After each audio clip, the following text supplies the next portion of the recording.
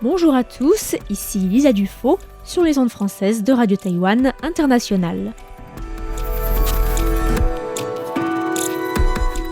C'est l'heure de la revue Asie-Pacifique, une sélection de sujets d'actualité alternée d'émissions thématiques sur l'Asie-Pacifique.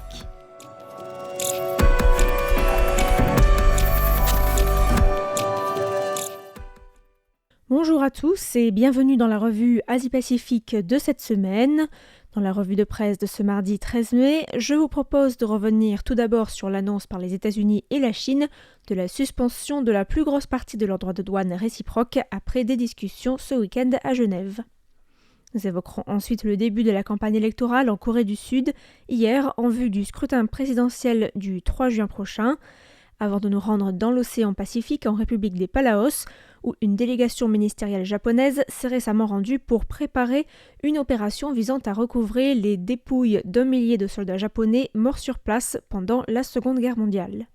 Et enfin, nous finirons ce petit tour de l'Asie-Pacifique au Myanmar, où la junte militaire birmane a bombardé hier une école dans la région de Sagaing, tuant au moins 20 enfants malgré l'entrée en vigueur il y a plusieurs semaines d'un accord de cessez-le-feu avec les forces rebelles. À l'issue de 2 jours de discussions qui se sont tenues à Genève ce week-end, les États-Unis et la Chine se sont mis d'accord pour une baisse provisoire et réciproque de 115% de leurs droits de douane, une mesure de 90 jours qui doit permettre aux deux pays de prendre le temps de négocier. Les taxes sur les produits chinois importés aux États-Unis vont ainsi passer de 145 à 30% et les taxes sur les produits américains importés sur le marché chinois passeront quant à eux de 125 à 10%. Une annonce à laquelle ont réagi positivement les places boursières, et notamment aux États-Unis et en Asie.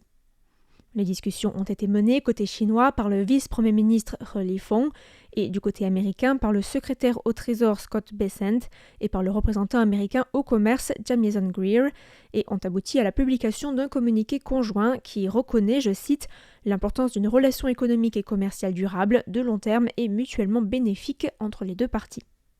Le document mentionne aussi le fait que les deux parties vont établir, je cite, « un mécanisme pour continuer les discussions au sujet des relations économiques et commerciales ». Des représentants des deux pays vont ainsi se rencontrer successivement pendant les 3 prochains mois en Chine, aux États-Unis ou encore dans des pays tiers pour négocier. Le vice-premier ministre chinois He Lifeng a déclaré que l'attitude de la Chine envers cette guerre commerciale était toujours restée claire et constante, à savoir que la Chine ne veut pas d'une guerre commerciale et qu'il n'y a pas de gagnant dans une telle guerre, mais que si les États-Unis forcent Pékin à cette guerre, la Chine se battra jusqu'au bout. Un porte-parole du commerce chinois a aussi déclaré lundi que la Chine espérait, je cite, que les États-Unis pourraient continuer à travailler avec la Chine pour corriger complètement la mauvaise pratique des hausses unilatérales des droits de douane.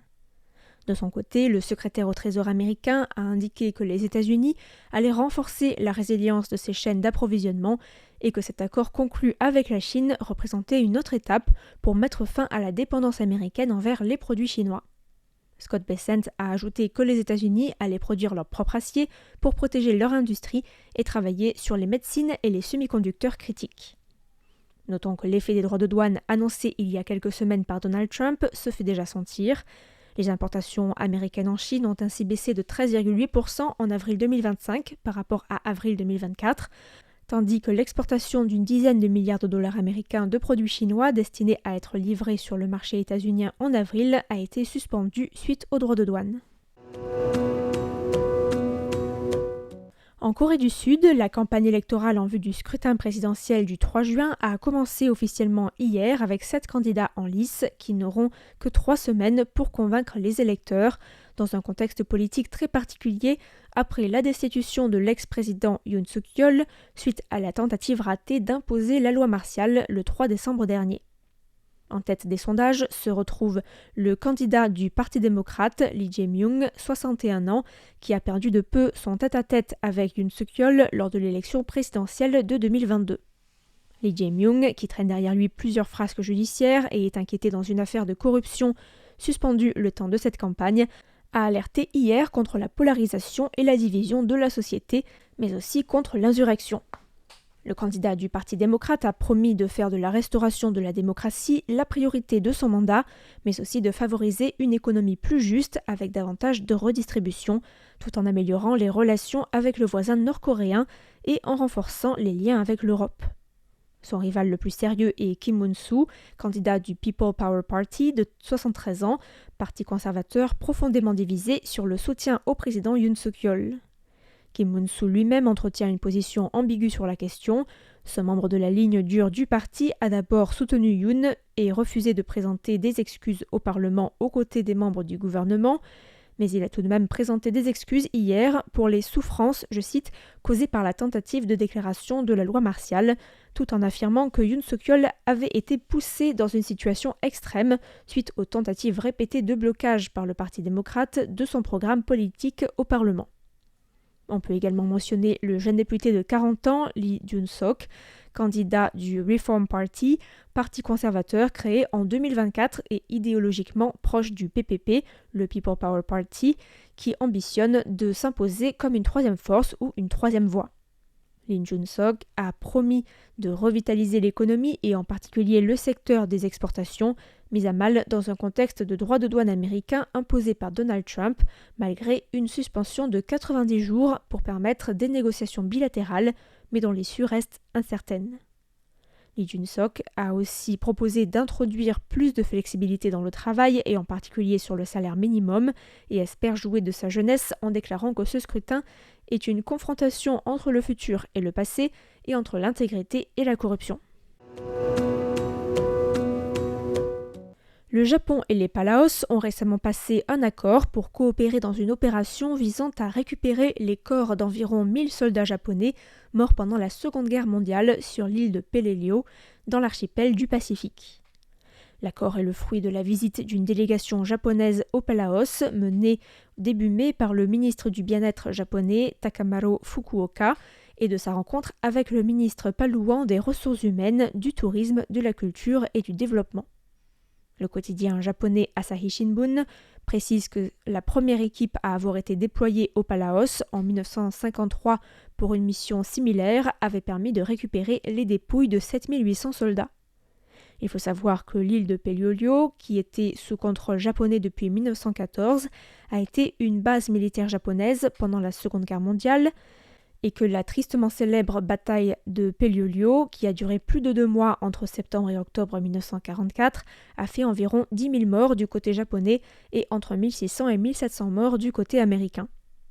Asahi Shimbun précise que l'accord passé début mai entre le Japon et les Palaos fait suite à la découverte, grâce à des documents militaires américains récemment déclassifiés, d'une fosse commune sur l'île où l'armée américaine avait enterré 1086 soldats japonais morts sur place. Le quotidien japonais rappelle que le budget de l'année fiscale 2025, dédié au sein du gouvernement japonais au recouvrement des dépouilles de Japonais tués pendant la Seconde Guerre mondiale, a été doublé pour cette année pour atteindre les 93 milliards de yens, soit environ 566 millions d'euros, et qu'il reste encore à ce jour environ 1,12 million de corps qui n'ont jamais été retrouvés depuis cette période.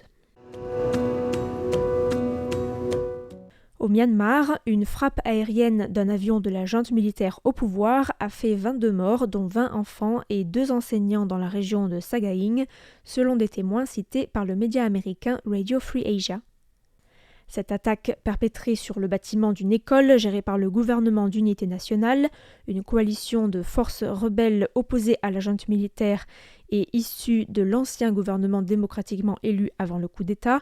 est survenue hier dans le village d'Oeting Queen, malgré un accord de cessez-le-feu entre la junte et le gouvernement d'unité nationale, un accord conclu pour permettre les opérations de secours et de reconstruction après le séisme destructeur survenu dans les régions de Sagaing et de Mandalay le 28 mars dernier. L'agence France-Presse a rappelé que selon les chiffres des Nations Unies révélés la semaine dernière, ce sont au total 200 civils qui avaient été tués dans au moins 243 attaques militaires, dont 161 frappes aériennes depuis la conclusion de cet accord de cessez-le-feu. L'AFP fait état pour cette attaque d'un bilan rapporté par le gouvernement d'unité nationale de 17 élèves décédés et de 20 autres blessés, tandis que le bilan de Radio Free Asia se base sur les témoignages de personnes sur place. Le secrétaire général des Nations Unies, Antonio Guterres, s'est dit profondément alarmé suite à l'attaque, déclarant, je cite, que les écoles devaient rester des zones sécurisées pour l'apprentissage des enfants et ne devaient pas être visées par des bombardements.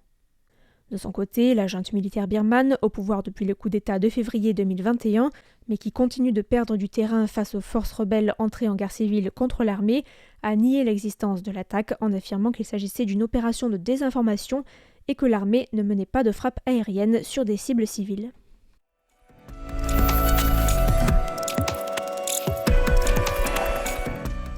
C'était la revue Asie-Pacifique de cette semaine, présentée par Lisa Dufaux pour Radio Taïwan International. Merci pour votre écoute et à la semaine prochaine.